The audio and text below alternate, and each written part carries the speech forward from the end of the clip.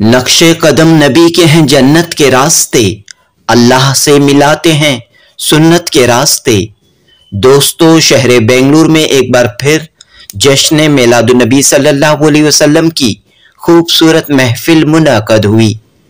Karnataka state licensed electrical contractors association की जानिब से अल अजीज बैंक्वेट हॉल में ये तकरीब मुनाकद हुई। हिंदू, मुस्लिम, सिख, ईसाई आपस में हैं भाई भाई का मंजर देखने को मिला। मारूफ आलिम दीन मरकज़ अहले सुन्नत जामिया हजरत बिलाल के मोहतमिम मौलाना मोहम्मद जुल्फ़िकार अली रजा नूरी ने कलीदी खुतबा पेश किया, तो दूसरी तरफ कर्नाटक के मशहूर स्वामी जी बेली मठ के शूरुद्र महास्वामी जी ने इस जलसे से खिताब किया। जश्न मिलादुन्नबी सल्लल्लाहु अलैहि वसल्लम का पैगाम इंसानियत है, ह्यूमैनिटी है। हजरत मोहम्मद सल्लल्लाहु अलैहि वसल्लम सिर्फ एक इलाके के लिए नहीं, एक कौम के लिए नहीं, बल्कि पूरी कायनात के लिए, पूरी दुनिया के लिए रहमत बनकर आए। आप सल्लल्लाहु अलैहि वसल्लम की तालीमात अमन, इत्तेहाद, भाईचारे, इंसानियत का दर्स देते हैं।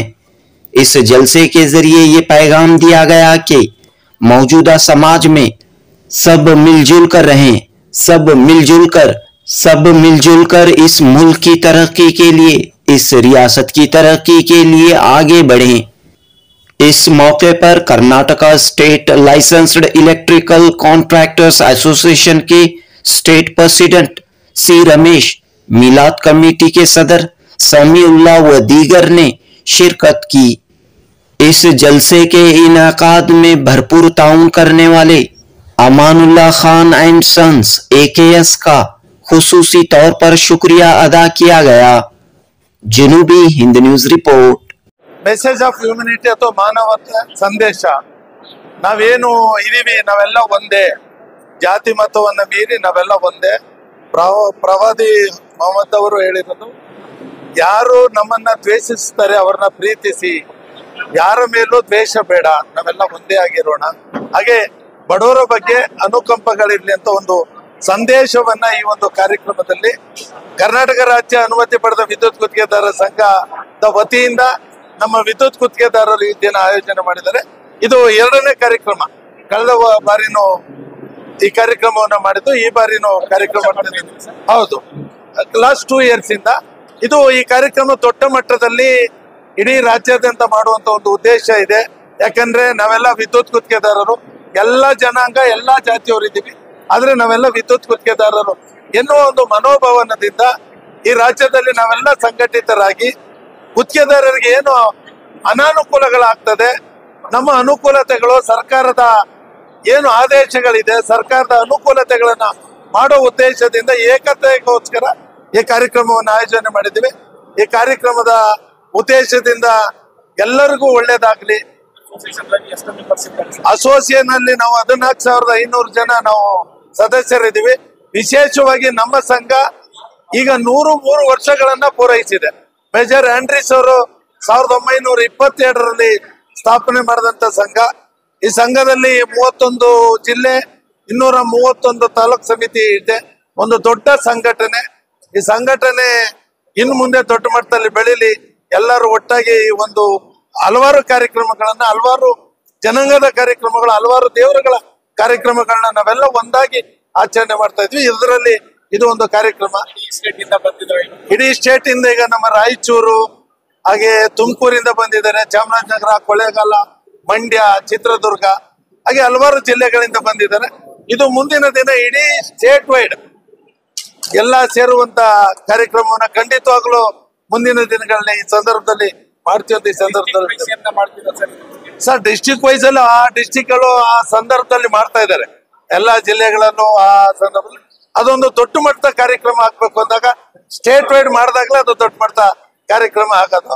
ಖಂಡಿತವಾಗ್ಲೂ ಮುಂದಿನ ದಿನಗಳಿಂದ ನಮ್ಮ ಕಮಿಟಿ ಮೆಂಬರ್ ಅವ್ರ ಜೊತೆ ಚರ್ಚಿಸಿ ನಾವು ಮಾಡ್ತೀವಿ. ಆದ್ರೂ ಕಾರ್ಯಕ್ರಮಗಳು ಮಾಡುವಾಗ ಟೀಕೆ ಟಿಪ್ಪಣಿಗಳು ಬರ್ತದೆ. ನಾನು ಹಲವಾರು ಸಂದರ್ಭದಲ್ಲಿ ನಮ್ದು ಒಂದು 150 ವಾಟ್ಸಪ್ ಗ್ರೂಪ್ ಅಲ್ಲಿ ಇದ್ದೀವಿ. ಹಲವಾರು ಜನ ಗ್ರೂಪ್ಗಳಲ್ಲಿ ಹಲವಾರು ಚರ್ಚೆಗಳು ಮಾಡಿದ್ರು.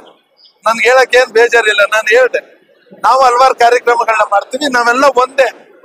ಯಾಕಂದ್ರೆ ನಮ್ಮಲ್ಲೂ ಸ್ವಲ್ಪ ಅಸ್ಥಿರತೆ ಇರುವಂತವ್ರು ಇರ್ತಾರೆ, ಆದ್ರೆ 99% ಒಳ್ಳೆ ಜನ ಇದೀವಿ, ಒಳ್ಳೇದಾಗ್ತದೆ. ಖಂಡಿತವಾಗೂ ನಾವೆಲ್ಲ ಒಂದಾಗಿ ನಮ್ಮ ಭವಿಷ್ಯದಲ್ಲಿ ನಮ್ಮ ಕುಟುಂಬ, ನಮ್ಮ ಕಾರ್ಮಿಕರು ಎಲ್ಲರನ್ನ ಒಟ್ಟಿಗೆ ತರುವಂತ ಒಂದು ವ್ಯವಸ್ಥೆ ಈ ಕಾರ್ಯಕ್ರಮ ನಾಂದಿ ಆಗ್ಲಂತ ಈ ಸಂದರ್ಭದಲ್ಲಿ ಹೇಳ್ತಾ, ಈ ಕಾರ್ಯಕ್ರಮವನ್ನು ಆಯೋಜನೆ ಮಾಡಿದಂತ ಸಮಸ್ತ ನನ್ನ ಗುತ್ತಿಗೆದಾರರಿಗೂ ಹಾಗೂ ಅದರ ಅಧ್ಯಕ್ಷರಾದ ಸಮೀಲ್ ಅವರಿಗೂ, ಪ್ರತ್ಯಕ್ಷವಾಗಿ ಪರೋಕ್ಷವಾಗಿ ಸಹಕರಿಸಿದ ಎಲ್ಲ ನನ್ನ ಸ್ನೇಹಿತರಿಗೂ ನಾನು ವೈಯಕ್ತಿಕವಾಗಿ ರಾಜ್ಯ ಸಮಿತಿ ಪರವಾಗಿ ನಾಡಿನ ಸಮಸ್ತ ವಿದ್ಯುತ್ ಗುತ್ತಿಗೆದಾರರ ಪರವಾಗಿ ಧನ್ಯವಾದಗಳನ್ನ ತಿಳಿಸ್ತಾ ಇದ್ದೇನೆ. बिस्मिल्लाहिर्रहमानिर्रहीम, अस्सलाम वालेकुम व रहमतुल्लाहि व बरकातुहू। तो अभी KSLC जो है हमारे राज्य अध्यक्ष अभी बात करें थ्रोट कर्नाटका के प्रेसिडेंट जो है, थ्रोट कर्नाटक को प्रेसिडेंट अभी हमारे स्टेट प्रेसिडेंट जनाब सी रमेश बात करें। आप लोगों ये हमारे स्वामी जी भी इसमें इन्वॉल्वमेंट थे, मौलाना भी बात कर गए हैं। ये हमारा एसोसिएशन जो है 103 साल पुराना एसोसिएशन है। 103 साल मेजर एंड्रिस पहले इजाद किए 1920 पदों में शुरू हुआ ये एसोसिएशन।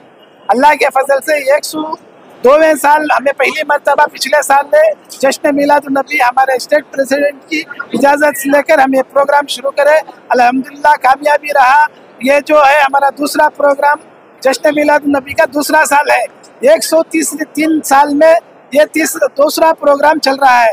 इसमें हमारे हिंदू भाई, मुसलमान भाई सभी मिलकर एकजुटी का सबूत दिए है। सब एक साथ मिलकर साथ देकर सभी एक साथ कामयाबी करे हैं। मैं ये तो तमाम जितने भी रायचूर हो, गुलबर्गा हो, हमारा चित्रदुर्ग है और दूसरी जगह से भी हमारे बहुत से रामनगर से आकर है और तुम्हारे क्या वो चन्नपटन से भी आकर है, सभी नीलमंगल से भी आकर है। हमारे मल्लेश्वरम जितने भी हमारे गैर मुस्लिम भाई इसमें साथ दिए, मैं सबका तहे दिल से शुक्रिया अदा करता हूँ। जितने भी हमारे भाई यहाँ को हमारे साथ दिए उन तमाम का मैं तहे दिल से शुक्रिया अदा करते हुए मैं अपनी बात, मुझे बात करने का मौका दिया उसके लिए मैं अपनी बात को ख़त्म करते हुए शुक्रिया अदा करता हूँ। अस्सलामु अलैकुम व रहमतुल्लाहि व बरकातुहू। नहमदुहु व नुसल्ली व नुसल्लिमु अला रसूलिहिल करीम। अम्मा बाद फ़अऊज़ु बिल्लाहि मिनश शैतानिर रजीम। बिस्मिल्लाहिर रहमानिर रहीम। वमा अरसलनाका इल्ला रहमतल लिल आलमीन। सदक़ल्लाहुल अज़ीम व सदक़ रसूलुहुन नबियुल अमीनुल मकीनुल मतीनुल करीम व नहनु अला ज़ालिका लमिनश शाहिदीन व शाकिरीन वल्हम्दुलिल्लाहि रब्बिल आलमीन। इन्नल्लाहा व मलाइकतहु युसल्लूना अलन नबी या अय्युहल्लज़ीना आमनू सल्लू अलैहि व सल्लिमू तस्लीमा। अल्लाहुम्मा सल्लि अला सय्यिदिना व शफीअना व तबीबना व मौलाना मुहम्मदिन व बारिक व सल्लिम सलामन व सलामन अलैका या रसूलल्लाह सल्लल्लाहु तआला अलैहि वसल्लम। शायर कहता है वो हर आलम की रहमत है इसके आलम में रह जाते हैं, ये उनकी मेहरबानी है कि ये आलम पसंद आया। एक अरब ने आदमी का बोलबाला कर दिया, एक अरब ने आदमी का बोलबाला कर दिया, खाक के जर्रों को हम दोषे सुरैया कर दिया। खुद न थे जो राह पर औरों के हाथी बन गए, खुद न थे जो राह पर औरों के हाथी बन गए। अल्लाह अल्लाह मौत को किसने मसीहा कर दिया। हजरात, आज का ये program Karnataka state license electrical contractors association की तरफ से किया जा रहा है, जिसका नाम जश्न मिलादुन्नबी सल्लल्लाहु अलैहि वसल्लम है। मैं आप तमाम ही जो एसोसिएशन के हजरात और यहाँ पर शामिल हैं, मैं तमाम को मुबारकबाद देता हूँ। आपने सुना मुझसे पहले अभी रमेश जी बोल रहे थे और उससे पहले स्वामी जी ने खिताब फरमाया। यही नहीं बल्कि पूरी दुनिया के किसी भी मजहब के इंसान को जब आप पैगंबर आज़म सल्लल्लाहु अलैहि वसल्लम की जिंदगी को सुनेंगे तो हर ज़बान ہر ملک جہاں پر بھی آپ جس سے بھی سنو گے وہ پیغمبر اعظم کی زندگی کو وہی بیان کرتا ہے جو حقیقت ہے۔ آج ہم جو میلاد مصطفیٰ صلی اللہ علیہ وسلم کر رہے ہیں، یہ نبی صلی اللہ علیہ وسلم جو نبی آخری نبی ہے۔ میں سن رہا تھا ہمارے سوامی صاحب کہہ رہے تھے کہ آج بھی بہت ساری باتیں ہوتی ہیں، کل بھی پیغمبر اعظم صلی اللہ علیہ وسلم کو مکے سے نکال کر دوسری طرف بھیجا گیا۔ میں کہوں گا کہ آج وہ مدینہ شریف گئے تو سوامی صاحب کہہ رہے تھے کیا ان کو مکے سے بھیجنے کے بعد کیا اسلام ختم ہو گیا؟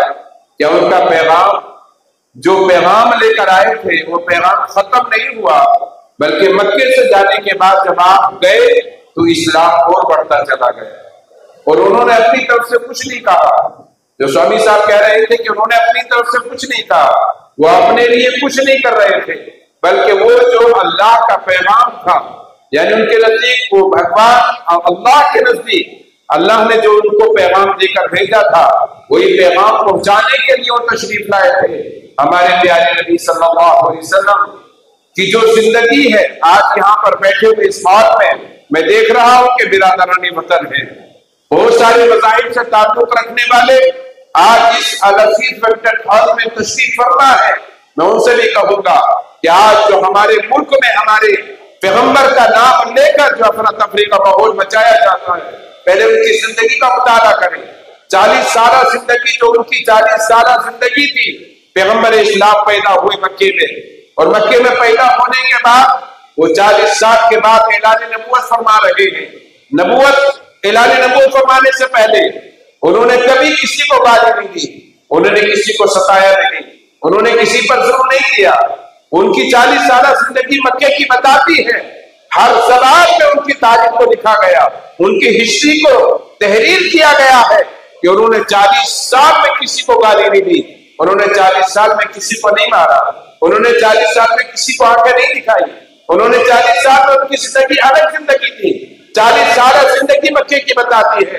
مکے کے ہر مذہب کے لوگ ان کو امین کہتے تھے، صادق الامین کہا جاتا تھا، کہتے تھے جو عبداللہ کا بیٹا ہے، جو ابو طالب کا بھتیجا ہے، جو عبد المطلب کا پوتا ہے، وہ سچا نوجوان ہے، اس کی خوبصورتی بھی الگ ہے، اس کی باتیں بھی الگ ہے، اس کا انداز بھی الگ ہے، اس کی ہر چیز الگ نظر آتی ہے۔ دشمنی کب ہوئی؟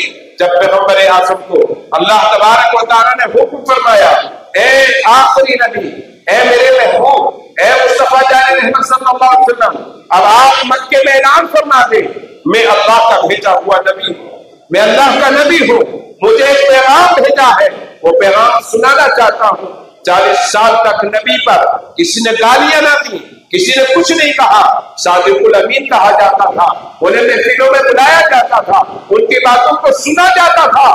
جب 40 سال کے بعد کوہ صفا پر کھڑے ہو کر رب نے کہا، کس رب نے کہا؟ کس نے کہا؟ جس نے زمین کی وسعت کو پیدا کیا ہے، آسمان کو پیدا کیا ہے، وہ ہر دن سورج کو نکالتا ہے، وہ ہر دن چاند میں چاندنی دیتا ہے، وہ ستاروں میں روشنی دیتا ہے۔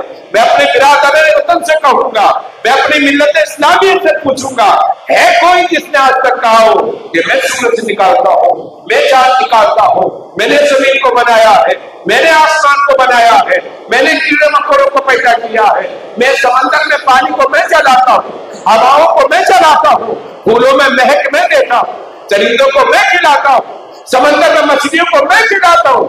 آج تک کسی نے نہیں کہا، آج تک کسی نے نہیں لکھا، آج تک کوئی انسان ایسا پیدا ہی نہیں ہوا ہے۔ ہے کوئی جو سورج نکالتا ہے کوئی جو چاند کو چاندنی دیتا ہے کوئی جو ستاروں کو چمک دیتا ہے کوئی جو ماں کے پیٹ میں بچے کو پرورش کرتا ہے کوئی جو جسم سے روح نکال دیتا ہے کوئی سمندروں میں پانی چلاتا ہے کوئی ہواؤں میں فضا چلاتا ہے کوئی جو پھولوں میں خوشبو پیدا کرتا ہے، اسی ذات کا نام خدا ہے، اسے اللہ کہتے ہیں، اس کو رب العالمین کہا جاتا ہے، وہ خالق کائنات ہے، اس نے سب کو پیدا کیا ہے، اس نے پیغام دیا محمد عربی صلی اللہ علیہ وسلم کو، اے محمد عربی، اے میرے رسول، اب آپ مکے میں اعلان فرما دیں۔ حضور مکے میں پیدا ہوئے تھے، اعلان فرمایا، اللہ نے فرمایا، حضور نے اعلان فرمایا، قولوا کہہ دو لا الہ الا اللہ, ایک اللہ کے سوا کی عبادت نہیں, تفلحوا فلاح پا جاؤ گے. جب حضور نے جب اعلان فرمایا ان لوگوں نے ماننے سے انکار کر دیا. وقت نہیں ہے میں آپ کو بتا سکوں, 20-25 منٹ کا مجھے وقت دیا گیا ہے. اللہ اکبر. جب اللہ نے کہا نبی سے آپ حکم فرمائے, حضور نے اعلان فرما دیا. کون سا ظلم تھا جو پیغمبر اعظم پر مکے میں نہیں کیا گیا؟ ان کو گالیاں دی گئی, ان کو مارا گیا, ان پر کیچڑ کو اچھالا گیا, ان کے راستوں میں کانٹے بچھائے گئے. وہ نماز پڑھتے تھے, ان کی اوجھڑی ڈال دی جاتی تھی. وہ کعبے میں نماز پڑھتے تھے, ان کی گردن میں رسی کو ڈال دیا جاتا تھا. وہ اپنے گھر سے نکلتے تھے, عورتیں کانٹے بچھا دیا کرتی تھی. وہ طائف میں گئے تھے, طائف میں ان کو لہولہان کر دیا تھا. ان کے چاہنے والوں نے کہا تھا آپ کا خدا آپ کی بات سنتا ہے, آپ کا اللہ آپ کی دعاؤں کو سنتا ہے, آپ ہلاکت کی دعا فرما دیں. کیونکہ قوم سمود ہلاک ہوئی تھی, قوم عاد ہلاک ہوئی تھی, قوم نوح ہلاک ہوئی تھی, بہت ساری قومیں ہلاک ہو گئی تھی. آپ بھی اللہ کے پوتر نبی ہیں, آپ بھی اللہ کے رسول ہیں, آپ کو کہیں گے اللہ آپ کی بات سنے گا, آپ کو دعا کر دیں. پیغمبر اعظم نے نہ طائف میں بددعا کی, نہ مکے میں بددعا کی, نہ کوئی صفا پر بددعا کی. آپ کو جب ہجرت کرنا پڑی, آپ کو قتل کرنے کی سازش کی گئی. ابو جہل تھا, مکے کا بہت بڑا ظالم تھا, اس نے ظلم کی حد پار کر دی تھی پیغمبر اعظم صلی اللہ علیہ وسلم کے لیے. اس نے رات میں کنواں کی طرح گڑھا کھودا تھا اور کہا تھا کہ رات میں یہ آتے ہیں جب تہجد کا وقت ہوتا ہے, رات کا اندھیرا ہوتا ہے, اس وقت یہ اپنے گھر سے نکل کر کعبے میں آتے ہیں, یہ عبادت کرنے آتے ہیں. گڑھا کھودا جائے اور ان کو ہلاک کر دیا جائے. تاریخ بتاتی ہے کہ پیغمبر اعظم جب تشریف لائے, اس نے اس کنویں کے اوپر لکڑیوں کو بچھا کر بالوں کو ڈال دیا تھا. پروردگار عالم کے محبوب جب آئے, اللہ تبارک و تعالیٰ نے گڑھے کو قریب کر دیا. پیغمبر اعظم گزر گئے. ابو جہل آگے بڑھا, یہ کیا ہوا؟ گڑھا کھودا تھا. جب آگے گیا تو گڑھے میں گر گیا. جب گڑھے میں گر گیا تھا, آواز دے رہا ہے, گڑھا نیچے چلا جا رہا ہے. ابو جہل سب سے بڑے ظالم نے مکے کے کہا تھا محمد عربی کو بلا, اگر وہ آئیں گے تو نکال سکتے ہیں, اس کے علاوہ کوئی نہیں نکال سکتا ہے. پیغمبر اعظم نے ہاتھ دیا, ابو جہل کو اوپر اٹھا دیا, باہر آ گیا, کہا ایمان لے کر آ جاؤ. ابو جہل نے کہا نہیں, تم تو یعنی جادوگر ہو. بتانے کا مقصد میرا یہ ہے, سوامی جی صاحب نے, رمیش صاحب نے, سب نے یہی کہا کہ اسلام, سوامی جی صاحب کا سب سے بڑا جو میں سن رہا تھا انہوں نے کہا اسلام سلامتی کا مذہب ہے. اسلام, اس کا آپ جب ترجمہ کریں گے, اس کو جو آپ یعنی میننگ لائیں گے اسلام کی, تو سلامتی کا مذہب ہے. ایمان یعنی امن کا مذہب ہے. آپ جائیں, امن کا مذہب. زمانے نے اس کو مانا ہے, 1450 سال سے زمانہ مان رہا ہے. اسلام سلامتی کا مذہب ہے. ایمان یعنی امن کا انسان ہے, جو مومن ہوتا ہے وہ امن دینے والا ہوتا ہے, وہ کسی کو مارتا نہیں ہے. ہمارے نبی نے یہی ہم کو پیغام دیا ہے کہ تم کسی کو نہ مارو, تمہارے ہاتھ سے کوئی تکلیف نہ ہونے پائے. اگر تم غیر مسلم, پیغمبر اعظم نے مدینے میں اعلان کیا تھا, پڑھیں آپ میثاق مدینہ, میثاق مدینہ پڑھیں گے تو معلوم ہو جائے گا. پیغمبر اعظم نے مدینہ شریف میں یہودیوں کو بلایا, یعنی جتنے بھی مذاہب تھے تمام مذاہب کے لوگوں کو جمع کیا اور ارشاد فرمایا مدینے کو طاقتور بنانا ہے تو آپ سب مل کر رہنا ہے. یعنی چاہے وہ ہندو ہو, چاہے مسلمان ہو, چاہے سکھ ہو, چاہے عیسائی ہو, کسی بھی مذہب کا ماننے والا ہے, میثاق مدینہ میں آج جو یہ وینکٹ ہال میں آجا سیٹ پہ بیٹھ کر ہم تمام میٹنگ کر رہے ہیں, 1450 سال پہلے پیغمبر اعظم نے مدینہ شریف میں تمام مذاہب کو بلا کر کہا تھا ہماری طاقت ایک جہتی میں ہے, ہماری طاقت اگر ہم مل کر رہیں گے ہمارے مدینے پر کوئی حملہ نہیں کرے گا. ہمارا مدینہ طاقتور جب ہوگا جب تمام مسلمان, تمام ہندو, تمام عیسائی, تمام یہودی جب ایک ساتھ بیٹھیں گے تو مدینہ طاقتور ہوگا. یہ پیغام دیا تھا. آج بھی اس نبی کے چاہنے والے یہی پیغام دیتے ہیں, چاہے وہ دنیا کے کسی ملک میں ہو. ہم اس ملک کے باشندے ہیں, ہم ہندوستان سے پیار کرتے ہیں. ہمارے پیغمبر نے کہا ہے جس ملک میں تم رہو उस मुल्क से प्यार करो। उस मुल्क से प्यार करने का मतलब क्या होता है? उसकी हर चीज से प्यार करो, उसमें जो बंदे रहते हैं अल्लाह के उनसे प्यार करो, उनके जानवरों से प्यार करो, उसकी जमीन से प्यार करो, वहां के पानी से प्यार करो, वहां के बच्चों से प्यार करो, वहां की हवाओं से प्यार करो। यानी जिस मुल्क में तुम रहते हो उस मुल्क की हर चीज से प्यार करो। ये इस्लाम के बानी फरमाते हैं, पैगंबर आज़म फरमाते हैं, दीन ताजे इस्लाम फरमाते हैं, हमारे नबी फरमाते हैं। आप जरा तारीख का मुताला करें। आज हमारे मुल्क में अल्हम्दुलिल्लाह हमें फख्र है, हमारे कर्नाटक में सब मजहब मिलकर रहते हैं, पूरे मसाइल, हिंदू मुसलमान सिख ईसाई सब मोहब्बत से रहते हैं। प्रोग्राम होता है उसमें बिरादरान वतन यानी हम सब आपस में भाई हैं। हिंदू मेरा भाई है, मैं उनके भाई हूँ, ईसाई हमारे भाई है, हम उनके भाई हैं। जब जब मुल्क पर अगर कोई आंखें दिखाएगा, चाहे दुनिया का कोई मुल्क हो, मुसलमान सबसे आगे जाएगा और अपने मुल्क की हिफाजत के लिए वो मर सकता है, क्योंकि उसके पैगंबर ने कहा है अगर तुम्हें मुल्क को बचाने की बात आ जाए, तुम्हारी जान जाए तो चली जाए, अपने ईमान की भी हिफाजत कर लेना और अपने मुल्क की भी हिफाजत कर लेना। ये हमारे नबी सल्लल्लाहु अलैहि वसल्लम ने हम यही पैगाम देते हैं। मगर कुछ लोग अभी मुल्क के हालात आप जानते हैं, मुसलमानों को नफरत की निगाह से देखते हैं, मुसलमानों पर जुल्म किया जाता है। कोई यानी आज आप देखते हैं, आप यानी दूसरे स्टेट के हालात को देखें, कोई सुनने वाला नहीं। अगर अब्दुल रहमान को इनाम आता है, लोग कहते हैं ये तो दहशत गर्द है। इस्लाम की तारीख को पढ़ा नहीं है, इस्लाम ने दहशत गर्दी को सहा है। इस्लाम कभी दहशत गर्दी का मजहब नहीं हुआ है।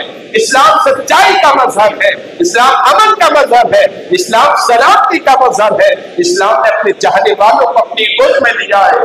जब मुसलमानों को, जब गैर मज़ाहिब के लोगों से जब मोहब्बत करते हुए पैगंबर आज़म को देखा, हातिम ताई मुसलमान नहीं था, हातिम ताई मुसलमान नहीं था। उसकी बेटी जब पैगंबर आज़म की बारगाह में आई थी, वो नंगे सर थी, नबी ने अपनी कमली को दिया, चादर को दिया, उड़ा दिया और हुजूर ने उसको इतनी इज्जत दी, इतनी इज्जत दी। उस हातिम ताई की बेटी ने कहा था, हे पैगंबर आज़म, हे मोहम्मद अरबी, जब तुम गैर मज़ाहिब की बेटियों से इतना प्यार करते हो तो तुम मुसलमान की बेटियों से कितना प्यार करते हो। मेरे रसूल ने अमन का पैगाम दिया। तारीख आप पढ़े, मक्के में जब नबी ने ऐलान नबूवत फरमाया था, उससे पहले लड़कियों को जिंदा दफन कर दिया जाता था, लड़कियों पर जुल्म किया जाता था। पैगंबर आज़म ने कहा लड़कियों को दफन न किया जाए। लड़कियां वो है जो एक जन्नत और दोज़ख है, बुरे अमाल करोगे दोज़ख में डाल दोगे, जन्नत अच्छे अमल करोगे जन्नत में जाओगे। मेरे नबी ने इरशाद फरमाया जो दो लड़कियों की परवरिश करेगा वो जन्नत में मेरे साथ ऐसा होगा जैसे एक उंगली के साथ दूसरी उंगली होती है। क्या हुजूर ने बच्चियों को नहीं बचाया? जिंदा दरगोर करने वाली बच्चियों को बचाने का सबसे बड़ा हाथ था वो पैगंबर आज़म सल्लल्लाहु अलैहि वसल्लम का था। औरतों को बरहना करके काबे का तवाफ कराया जाता था। नबी ने इरशाद फरमाया नहीं, औरत को बेइज्जत ना किया जाए, वो भी इंसान है, उसे भी इज्जत दी जाए। औरतों को हिस्सा नहीं दिया जाता था। पैगंबर आज़म ने कहा औरत को बाप की प्रॉपर्टी भी तभी हिस्सा है, शौहर की प्रॉपर्टी में भी हिस्सा है, बेटे की प्रॉपर्टी में हिस्सा है। पैगंबर इस्लाम के आने के बाद आप देखें कि औरतों का हाल क्या था। नबी ने इज्जत दी है औरत को, नबी ने इज्जत दी है बच्चियों को, नबी ने इज्जत दी है यतीमों को। यतीमों की कोई बात सुनने वाला ना होता था, लेकिन मेरे नबी यतीमों को अपने कांधे पर बैठाते थे, अपने कांधे पर बैठाकर ज़माने को बताते थे यतीम वो होता है कि जिस घर में यतीम की परवरिश हुआ करती है उस घर में रब की रहमतें हुआ करती है। हुजूर फरमाते जो यतीम की परवरिश करेगा मैं उसे रोज़े महशर तलाश करूंगा और तलाश करके उसे अपने साथ जन्नत में लेकर चला जाऊंगा। गुलाम को इज्जत मुस्तफा ने दिलाई, यतीमों को इज्जत मुस्तफा ने दिलाई, बच्चियों को इज्जत मुस्तफा ने दिलाई, औरतों को इज्जत मुस्तफा ने दिलाई, गुलामों को इज्जत मुस्तफा ने दिलाई। पूरी हिस्ट्री पढ़ लीजिए मेरे नबी सल्लल्लाहु अलैहि वसल्लम की, चाहे मक्के शरीफ की हो, मदीना शरीफ की हो, हम उस नबी को मानते हैं, उस नबी का चर्चा करते हैं, उस नबी को फॉलो करते हैं। जिस नबी जो मजहब लेकर आए उस मजहब का नाम मजहब इस्लाम रखा है। इन्ना दीन इंदल्लाहिल इस्लाम, ये अमन का मजहब है। हम चाहते हैं हमारे बिरादराने वतन हमारे साथ रहे, हम उनके साथ रहे। जब हम रहेंगे इस मुल्क की ताकत होगी। आप अपने मजहब पर चलते हैं, हम अपने मजहब पर चलते हैं, ये हजारों साल से हो रहा है। लेकिन मुल्क गुलदस्ता तब बनेगा जब यानी इस मुल्क में किसी को सताया न जाए। हिंदू है, मुसलमान है, सबका खून एक ही तरह का होता है। मुसलमान का खून दूसरे कलर का, हिंदू का खून दूसरे कलर का, सिख का खून दूसरे कलर का नहीं होता है। सबका खून एक ही रंग का हुआ करता है। जैसा एक किसी को मारने से, बेदर्दी से उसका कत्ल करने से उसके घर वालों को परेशानी होती है, हर इंसान का यही हाल हो सकता है। हम चाहते किसी को सताया न जाए, किसी को मारा न जाए, किसी पर जुल्म न किया जाए। हम सब मोहब्बत के साथ अपने मुल्क में रहे, सलामती के साथ रहे, एक दूसरे की मदद करें, चाहे वो किसी भी मजहब का मानने वाला हो। मुझे जहां तक मालूम है कि Karnataka state license electrical contractors association की तरफ इनका मकसद यही है कि भाईचारा रहे, आपस में मोहब्बत रहे, आपस में मिलजुल के रहे। हम किसी के खिलाफ ना जाएं, खिलाफ जाएंगे एक मुसलमान का नुकसान, ये मुसलमान का नुकसान नहीं होता है, ये मुल्क का नुकसान होता है। एक हिंदू का नुकसान उसका नुकसान नहीं होता है, एक मुल्क का नुकसान होता है। जब एक इंसान बढ़ता है तो मुल्क की तरक्की होती है, चाहे वो किसी भी मजहब का मानने वाला हो। तो अल्हम्दुलिल्लाह हम अपने स्टेट में, अपने शहर में, अपनी गलियों में मिलजुल के रहें। कोई नजर नहीं आए तो उसको तलाश करें। हमारे नबी का यही पैगाम है। एक पागल औरत मदीने में घूमती थी, हुजूर उसके साथ घंटों घंटों लगाते थे। उमर फारूक आज़म ने कहा, या रसूल अल्लाह, आप उसके साथ घूमते रहते हैं, क्या फायदा है? हुजूर ने फरमाया, वो भी अल्लाह की बंदी है, अगर मैं उसके साथ नहीं रहूंगा तो कौन रहेगा? ये पैगंबर इस्लाम ने हमें तालीम दी है, हमें सबक सिखाया है, हम उस सबक पर चलते हैं। मैं दुआ करूंगा यहाँ पर जितने लोग आए हैं आप सब आपस में मोहब्बत से रहें, तमाम मज़ाहिब मिलजुल के जिंदगी करें, तमाम आपस में जब भाईचारगी होगी, हमें एक दूसरे के दुख और दर्द का एहसास होगा, तभी जिंदगी में जीने में मजा आएगा। मैं रब्बे कायनात की बारगाह में दुआ करता हूँ कि अल्लाह तबारक व तआला इस जश्न मिलादुन नबी के जलसे को कबूल फरमाए। और आपने जो खिदमत आप कर रहे हैं मज़ाहिब तमाम मिलकर हर यानी एसोसिएशन के इस तरह के प्रोग्राम होना चाहिए। हमारे यानी बिरादरानी वतन के साथ हमारे ये लगाव एकजहती, दोनों में आपस में प्यार, दोनों में आपसी रिश्ते होने चाहिए ताकि तमाम चीजों को दूर किया जाए। हम जानते हैं हमारे खिलाफ किस तरह से बातें की जाती हैं। एक गुब्बारे को जब फोड़ा जाता है उसमें कुछ भी नहीं रहता, सिर्फ हवा रहती है। इसी तरह से हवा बनाकर हमारे खिलाफ जो साजिशें की जाती हैं उसमें हकाइक कुछ नहीं रहते, सब हवा रहती है। जब उस हकाइक को सामने पेश किया जाता है तो हम तो यही चाहते हैं। तो हमारे नबी ने हमको पैगाम दिया है, सबके साथ मिलकर रहे, सबके साथ मोहब्बत से रहे, सबके साथ यानी आप सलामती के लिए दुआ करें, सबके साथ अमन के साथ आप रहें। मैं भी दुआ करता हूं कि अल्लाह तबारक व तआला हमारी आखिरी दम तक, हमारे जिस्म के यानी आखिरी सांस तक हम लोगों की खिदमत करते रहे। मेरे खुदा ने अपने महबूब को जो पैगाम दिया यही दिया था कि भूखों को खाना खिलाओ, नंगों को कपड़े पहनाओ, बेघर को घर दिलाओ। वहां पर लफ्ज़ इस्लाम नहीं है, मुसलमान नहीं। अल्लाह ने फरमाया भूखे हैं खिलाओ, चाहे किसी भी मजहब का हो, नंगा है कपड़े पहनाओ, किसी भी मजहब का हो, बेघर है घर बना दो, किसी भी मजहब का हो। और मेरे नबी ने भी यही कहा कि तुम्हारे पड़ोसी का ख्याल करो। मेरे पैगंबर ने यह नहीं कहा कि मुसलमानों का ख्याल करो, नहीं, मेरे हुजूर ने फरमाया है पड़ोसी का ख्याल करो। पड़ोस में किसी भी मजहब का मानने वाला है वो तुम्हारा पड़ोसी है, उसके साथ जाना, उसके घर जाना, उसके गम में शरीक होना, उसकी खुशी में शरीक होना, ये हमारे नबी ने हमको पैगाम दिया है।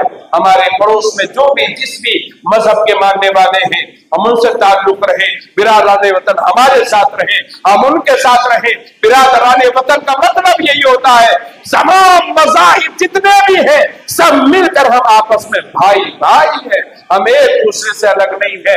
रब्बे कायनात की बारगाह में दुआ करता हूँ कि अल्लाह तबारक व तआला हम तमाम में एकजहती अता फरमाए, हम तमाम में मोहब्बतें अता फरमाए, हमारे मुल्क में अमन सलामती और अमन सुकून रहे, हम एक दूसरे के साथ रहें, चाहे वो गम का माहौल हो या खुशी का माहौल हो। अगर बेंगलोर की सरजमीन से हम ये पैगाम पहुंचाएंगे तो दुनिया बेंगलोर को जानती और पहचानती है, दुनिया भी हमारे नक्शे कदम पर हमारी यानी इस महफिल को नमूना बनाकर मैं चाहता हूं कि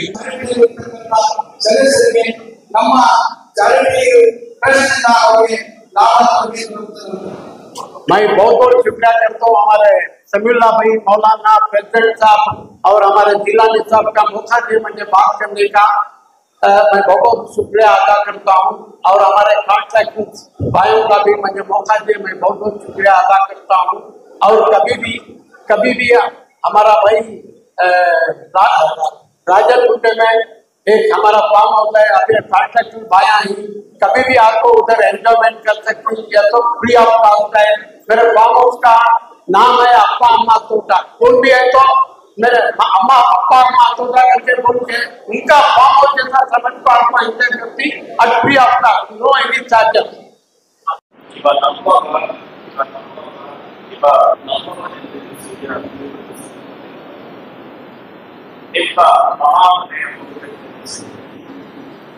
ये दिन विशेषवाದ ಕಾರ್ಯಕ್ರಮ ಸಲ್ಲಲ್ಲಾಹು ಅಲೈಹಿ ವಸಲ್ಲಂ ಅವರ ಮಾನವೀಯತೆಯ ಸಂದೇಶವನ್ನು ನಾವೆಲ್ಲ ಚಿಂತನೆ ಮಾಡಲಿಕ್ಕೋಸ್ಕರ ಇಲ್ಲಿ ನಾವು ಸೇರಿದ್ದೇವೆ। ಈ ಕಾರ್ಯಕ್ರಮದಲ್ಲಿ ನಮ್ಮ ಹಿರಿಯ ಧರ್ಮಗುರುಗಳು ಅಲ್ಲಾಹನ ಪ್ರೇರಣೆಯಿಂದ ಪ್ರಭಾವಿಗಳು ನುಡಿದ ಎಲ್ಲ ಉಪದೇಶವನ್ನು ವಿಸ್ತೃತವಾಗಿ ತಿಳಿಸಲಿದ್ದಾರೆ। ಈ ಸನ್ನಿವೇಶದಲ್ಲಿ ವಿಶ್ವದ ವ್ಯವಸ್ಥೆಗೆ ಪ್ರವಾದಿಗಳ ಬೋಧನೆ ಅಲ್ಲಿಯೂ ಇಲ್ಲಿಯೂ ಎಷ್ಟು ಅನಿವಾರ್ಯ ವಿಚಾರವನ್ನು ಮಾತನಾಡಿ ಅಲ್ಲಾಹನ ಪ್ರೇರಣೆಯಿಂದ ಪ್ರವಾದಿಗಳು ತಮ್ಮ ಸೃಷ್ಟಿಯ ಉದ್ದಾನ ಕಾರ್ಯವನ್ನು ಮಾಡುವ ಸನ್ನಿವೇಶದಲ್ಲಿ ಅದರ ಹಿಂದೆ ಪ್ರಪಂಚ ಹೇಗಿತ್ತು ಅನ್ನೋದನ್ನು ನಾವು ಗಮನಿಸಿದ್ರೆ ಎಲ್ಲರನ್ನ ಕುರಿತು ಶೋಷಣೆ ಮಾಡಿ ಬದುಕತಕ್ಕಂಥ ಒಂದು ಸನ್ನಿವೇಶ ಇತ್ತು। ಯಾರೋ ಮನುಷ್ಯರಂತೆ ಬದುಕ್ತಾ ಇರಲಿಲ್ಲ, ಇಡೀ ಪ್ರಪಂಚ ಸಂಪೂರ್ಣವಾಗಿ ಗಾಳಿ ಬಂದಿದೆ। ವಾಸ್ತವವಾಗಿ ಅದನ್ನು ಅನೇಕ ಯೋಚನೆ ಮಾಡಬೇಕಂದ್ರೆ ಇವತ್ತಿಗೆ ಮುಂಚೆ ಮಾಡಬೇಕು। ಇವತ್ತೆಲ್ಲ ವಿಜ್ಞಾನ ತಂತ್ರಜ್ಞಾನ ಎಲ್ಲ ಬೆಳೆದಿದೆ, ಇಷ್ಟೆಲ್ಲ ಎಲ್ಲೂ ಸಹ ಮನುಷ್ಯರಂತೆ ಬದುಕ್ತಾ ಇಲ್ಲ। ಎಲ್ಲೋ ಇರುವಂತ ಸ್ವಾರ್ಥದ ನೆಲೆಯಲ್ಲಿ ಧರ್ಮೋಪದೇಶವನ್ನು ಲೆಕ್ಕಿಸದೆ ನಾವು ತನ್ನುವಂತ ನೆಲೆಯಲ್ಲಿ ಈ ಪ್ರಪಂಚ ಬೆಳೆದಾಗತಕ್ಕಂಥದ್ದು ನಾವು ನೋಡ್ತಾ ಇದ್ದೇವೆ। ನಾವೆಲ್ಲ ಈ ಭೂಮಿಯಲ್ಲಿದ್ದೇವೆ, ಎಲ್ಲ ರಷ್ಯಾ ಉಕ್ರೇನ್ನಲ್ಲಿ ಬಾಂಬ್ಗಳು ಬೀಳ್ತಾ ಇದೆ, ಅಲ್ಲಿ ಕತ್ತಲೆಗಳಾಗ್ತಾ ಇದೆ, ನಮಗೂ ಸಂಬಂಧ ಇಲ್ಲ ಅಂತ ನಾವು ಕೂತ್ಕೊಳ್ಳೋಕ್ಕಾಗಲ್ಲ। ಅಲ್ಲಿ ಇದ್ದಂತ ಬಾಂಬುಗಳ ಹೊಗೆ ವಿಷ ಇದೆಯಲ್ಲ ಅದು ನಮ್ಮ ಗಾಳಿಯಲ್ಲಿ ಸೇರ್ಕೊಂಡಿದೆ। ಆ ಗಾಳಿ ಈ ಗಾಳಿ ಬೇರೆ ಅಲ್ಲ, ಆ ಬೆಳಕು ಈ ಬೆಳಕು ಬೇರೆ ಅಲ್ಲ। ಅಲ್ಲಿನ ಸ್ವಾರ್ಥದ ಒಂದು ವಿಶೇಷದ ವಿಷಯ ಇದೆಯಲ್ಲ ಅದು ಗೊತ್ತಿಲ್ಲದೆ ನಮಗೂ ಬರ್ತಾ ಇದೆ। ಅದನ್ನ ನಾವು ದೂರ ಮಾಡ್ಕೊಳ್ಬೇಕಾದ್ರೆ ಏನು ಮಾಡಬೇಕು ನೋಡಿ, ಕರೋನಾ ಯಾವುದೋ ಊರಿನಲ್ಲಿ ಸೃಷ್ಟಿಯಾಗಿ ಬಂದರೂ ಸಹ ಕಾಯಿಲೆ ನಮ್ಮ ಹತ್ರ ಬಂದೇ ಇದ್ದು ನಾವು ವ್ಯಾಕ್ಸಿನೇಷನ್ ಹಾಕಿಸ್ಕೊಂಡ್ವಿ ಅವರೆಲ್ಲ. ಅದೇ ರೀತಿಯಲ್ಲಿ ಈ ಮನುಷ್ಯ ದಾನವನಾಗಿ ವಿಶೇಷವಾದ ರೀತಿಯಲ್ಲಿ ನಡ್ಕೊಳ್ತಕ್ಕಂಥ ಅದರ ವಿಷ ನಮಗೆ ಬಂದಂತೆ ನೋಡ್ಕೊಳ್ಳಿಕ್ಕೆ ಪ್ರವಾದಿಗಳ ಬೋಧನೆಯ ವಿಶೇಷವಾಗಿರತಕ್ಕಂಥ ವ್ಯಾಕ್ಸಿನೇಷನ್ ನಾವೆಲ್ಲ ಹಾಕ್ಸ್ಕೊಳ್ಬೇಕು ಇವತ್ತು ಮುಖ್ಯ. ಮನುಷ್ಯನಾಗಿ ಬದುಕಬೇಕಾದ್ರೆ ದೈವಾನುಗ್ರಹ ಬೇಕು. ಇಲ್ಲಿ ಯಾವತ್ತೋ ಒಂದು ಕುಸ್ತಿ ನಡೀತಾ ಇರ್ತದೆ, ಇನ್ಸಾನಿಯತ್ और ಸೈತಾನಿಯತ್, ಇವೆರಡರ ನಡುವೆ ನಡೆಯುವಂತ ಕಟ್ಟಳೆಗಳು. ಪ್ರವಾದಿಗಳು ಮನುಷ್ಯ ಹೇಗೆ ಬದುಕಬೇಕು ಅಂತ ಹೇಳ್ಕೊಂಡು ಸೈತಾನವನ್ನು ಧಿಕ್ಕರಿಸಿದರು. ಈ ವಾಸ್ತವತೆಯನ್ನು ನಾವು ಗಮನಿಸಿಕೊಳ್ತೇವೆ. ಹೌದು, ನಾವೆಲ್ಲ ಪಕ್ಕ ಯಾತ್ರೆ ಮಾಡಿದಾಗ ಅಲ್ಲಿ ಸೈತಾನನಿಗೆ ಒಂದು ಕಲ್ಲೊಡಿತದೆ. ಯಾಕೆ? ನಾನು ನಿನ್ನನ್ನು ವಿರೋಧಿಸ್ತೇನೆ, ನಾನು ಅಲ್ಲಾಹನ ಪರವಾಗಿರುವವನು ಅಂತ ಹೇಳ್ಕೊಳ್ಳೋದಕ್ಕೋಸ್ಕರ. ನಾವು ಹತ್ಯಾಚರಣೆಗೆ ಹೋದಾಗ ಮಾತ್ರ ಕಲ್ಲೊಡಿತೇವೆ. ಸೈತಾನ ಇಲ್ಲಿ ಬಂದಾಗ ಕಲ್ಲೊಡಿತಾನೆ, ಇಲ್ಲಿ ಬೇಡ, ನಾನು ಜೊತೆಲೆ ಹೊರಟೋಗೋಣ ಅಂತ ಹೇಳಿ ಈ ಪ್ರಪಂಚ ವ್ಯಾಪಿಸಿದ್ದಾನೆ. ಈಗ ಎಲ್ಲ ಕಡೆಯಲ್ಲಿಯೂ ಮನುಷ್ಯನನ್ನ ಮಾನವೀಯತೆಯ ಪರೀಕ್ಷೆ ನಡೀತಾ ಇದೆ. ನಾವು ಎಲ್ಲ ಕಡೆಯಲ್ಲಿಯೂ ಸೈತಾನ್ಯವನ್ನು ವಿರೋಧಿಸತಕ್ಕಂಥ ಕೆಲಸ ನಾವು ಮಾಡಬೇಕು. ಅದನ್ನು ಮಾಡಬೇಕಂದ್ರೆ ಪ್ರವಾದಿಗಳ ಬೋಧನೆಯನ್ನು ನಾವು ಯಾವತ್ತೂ ಜಾಗೃತವಾಗಿಟ್ಟುಕೊಳ್ಬೇಕು. ಪ್ರವಾದಿಗಳ ಜೀವನಚರ್ಯೆ ಹಳೆಯ ಪುಸ್ತಕದಲ್ಲಿ ಮಾತ್ರ ಇತ್ತು. ಇದನ್ನ ಜಗತ್ತಿಗೆ ಪರಿಚಯ ಮಾಡಬೇಕು ಅಂತ ಹೇಳಿ ನಮ್ಮ ಜಮಾತೆ ಇಸ್ಲಾಮಿ ಹಿಂದಿನ ಅಧ್ಯಕ್ಷರಾಗಿದ್ದರು ಇಬ್ರಾಹಿಂ ಸಯೀದ್ ಸಾಹೇಬ್. ಅವರು ಇಸ್ಲಾಂ ಹೆಸರಿನಲ್ಲಿ ಒಂದು ಪಬ್ಲಿಕೇಶನ್ ಮಾಡೋದು, ಕನ್ನಡದಲ್ಲಿರಬೇಕು ಅಂತ ಹೇಳಿ ಅದಕ್ಕೆ ಶಾಂತಿ ಪ್ರಕಾಶನ ಅಂತ ಹೇಳಿ, ಆ ಶಾಂತಿ ಪ್ರಕಾಶನದಲ್ಲಿ ಪ್ರವಾದಿಗಳ ಜೀವನ ಚರಿತ್ರೆಯಿಂದ ಕುರಿತು ಸಂಪೂರ್ಣವಾಗಿ ಒಂದು ಪುಸ್ತಕ ಮಾಡಿದ್ರು ಕನ್ನಡದಲ್ಲಿ. ಆ ಪುಸ್ತಕವನ್ನ ಬಿಡುಗಡೆ ಮಾಡುವಂತ ಒಂದು ಕಾರ್ಯಕ್ರಮದಲ್ಲಿ ನಾವು ಹೋಗಿದ್ವಿ. ವಿಶೇಷ ಅಂತ ಹೇಳಿದ್ರೆ ಅದನ್ನ ಓದಿದ ಮೇಲೆ ನನಗೆ ನಿಜವಾಗಿ ಪ್ರವಾದಿಗಳ ಬಗ್ಗೆ ನಮ್ಮ ಕಲ್ಪನೆ ಬಂತು. ಇಡೀ ಪ್ರವಾದಿಗಳ ಜೀವನ ಚರ್ಯೆಯನ್ನೆಲ್ಲ ನೋಡಬೇಕಿಂತ ಅವರ ನಡೆವಳಿಕೆಯನ್ನು ನಾವು ಗಮನಿಸಬೇಕು. ಎಂತಹ ವಿರೋಧದಲ್ಲಿಯೂ ಸತ್ಯದ ಮಾರ್ಗವನ್ನು ಬಿಟ್ಟಿಲ್ಲ. ಎಲ್ಲ ಕಡೆ ಅವರ ಮೇಲೆ ಆಘಾತಗಳು ಆಗ್ತಾ ಇದ್ರು ಸಹ ಅವರ ವಿರುದ್ಧ ಪ್ರತೀಕಾರ ಕೊಡಲಿಲ್ಲ. ದೈವ ಸಹಾಯ ಅವರಿಗಿತ್ತು. ಮಕ್ಕಾವನ್ನು ಬಿಟ್ಟು ಮದೀನಾ ಹೋದಾಗ ಅವರನ್ನ ವಿರೋಧಿಸಬೇಕು, ಅವರನ್ನ ಮುಗಿಸ್ಬೇಕು ಅಂತ ಹೇಳಿ ಸತ್ಯ ವಿರೋಧಿಗಳು ಅವರ ಮೇಲೆ ದಾಳಿ ಮಾಡಿದಾಗ ದಾಳಿಯುವವರ ಸಂಖ್ಯೆ 1000 ಮೀರಿತ್ತು. ಇವರ ಅನುಯಾಯಿಗಳ ಸಂಖ್ಯೆ 100 ಆದರೂ ಸಹ ಅಲ್ಲಾಹನ ಪ್ರೇರಣೆಯಂತೆ ಪ್ರವಾದಿಗಳು ವಿಜಯವನ್ನು ಸಾಧಿಸಿದರು. ಅವರ ಜೀವನದ ಪ್ರಮುಖವಾಗಿರತಕ್ಕಂಥ ಹಂತ ಇದು. ಜಂಗೆ ಬದರ್, ಗಮನಿಸಿ ನೀವು, ಜಂಗೆ ಬದರ್ ಅದನ್ನ ಇಟ್ಕೊಂಡು ಧರ್ಮ ಪ್ರಚಾರವನ್ನು ಮಾಡುವಂತ ಸನ್ನಿವೇಶದಲ್ಲಿ ಎಲ್ಲ ಸನ್ನಿವೇಶದಲ್ಲಿಯೂ ಸಹ ಅವರ ಧರ್ಮದ ಮಾರ್ಗವನ್ನು ಬೀರಲಿಲ್ಲ. ಅವರ ಅನುಯಾಯಿಗಳು ಅದು ಬಹಳ ಇಕ್ಕಟ್ಟಿನ ಪರಿಸ್ಥಿತಿಯಲ್ಲಿರುವ ಸನ್ನಿವೇಶ. 2 ದಿವಸ ಆಗಿದ್ದು ಊಟ ಮಾಡಿ ಅವರೆಲ್ಲ ಯೋಚನೆ ಮಾಡಿದ್ರು, ಪ್ರವಾದಿಗಳ ಬಳಿ ಜಕಾತನ ಹಣ ಇದೆ, ನಾವು ಅದನ್ನ ಎಸ್ಕೊಂಡು ಊಟ ಮಾಡೋಣ ಅಂತ ಹೇಳಿ ನೇರವಾಗಿ ಅವರ ಹೋಗಿ ಕೇಳಿದ್ರು. ಪ್ರವಾದಿಗಳೇ 3 ದಿವಸ ಆಗಿದೆ ಊಟ ಮಾಡಿ. ಅವರೆಲ್ಲ ಏನು ತಿಳ್ಕೊಂಡಿದ್ರು ಅಂತ ಪ್ರವಾದಿಗಳ ಜಕಾತಿನ ಹಣ ಇದೆ, ಅವರು ಸಂಪೂರ್ಣವಾಗಿ ಸುಖವಾಗಿ ಇರ್ತಾರೆ ಅಂತ ತಿಳ್ಕೊಂಡಿದ್ರು. ಪ್ರವಾದಿಗಳು ತಮ್ಮ ನಿಲುವಳಿಕೆಯನ್ನ ಬಿಚ್ಚಿ ತೋರಿಸಿದ್ರು. ಅವರ ಹೊಟ್ಟೆಗೆ ಬಿಗಿಯಾಗಿ ಹೊಟ್ಟೆ ಕಟ್ಕೊಂಡಿದ್ರು. ಯಾಕೆಂದ್ರೆ ಆ ಹೊಟ್ಟೆ ಹಸಿರಿನ ನೋವನ್ನು ಕಟ್ಕೊಳ್ಳಿಕ್ಕೋಸ್ಕರ. ನೋಡಿ ಆಶ್ಚರ್ಯ ಆಯ್ತು. ನಮ್ಮ ಹತ್ರ ಬೇಕಾದ್ರೆ ಆಮೇಲೆ ಯಾರು ಊಟ ಮಾಡಿಲ್ಲ. ಅವರು ಹೇಳಿದ್ರು ಅವರು ಅಲ್ಲಾಹನಿಗೆ ಮೀಸಲಾದ ಹಣ ಸ್ವಾರ್ಥಕ್ಕಾಗಿ ಉಪಯೋಗಿಸಬಾರದು. ನೋಡಿ ಉಪದೇಶ ಅಲ್ಲ, ಇದು ಆಚರಣೆ. ಅದಾದ ಮೇಲೆ ಅವರೆಲ್ಲ ಸೇರಿ ಇನ್ನೊಬ್ಬ ಅನುಯಾಯಿ ಬಳಿ ಹೋದರು. ಅವರ ಬಳಿಯಲ್ಲಿ 15 ಖರ್ಜೂರ ಇತ್ತು. ಅದನ್ನ ಎಲ್ಲರೂ ಹಂಚಿಕೊಂಡು ಆ ಖರ್ಜೂರ ತಿಂದು ಬಂದರು. ಇದು ಅವರ ಜೀವನ ಚರಿತ್ರೆಯಲ್ಲಿ ಬರ್ತಕ್ಕಂಥ ಒಂದು ಪ್ರಸಂಗ. ಇದಿಷ್ಟೇ ಅಲ್ಲ,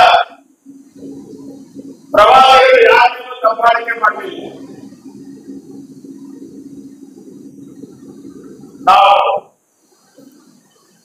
ವರ್ಷ ಪೂರ್ತಿ ತಿಂಗಳು ಉಪವಾಸ ಮಾಡತಕ್ಕಂಥ ಕಾರ್ಯಕ್ರಮ ನೀವೆಲ್ಲ ನೆರವೇರಿಸ್ತೀರಿ. ಯಾವ ರಂಜಾನ್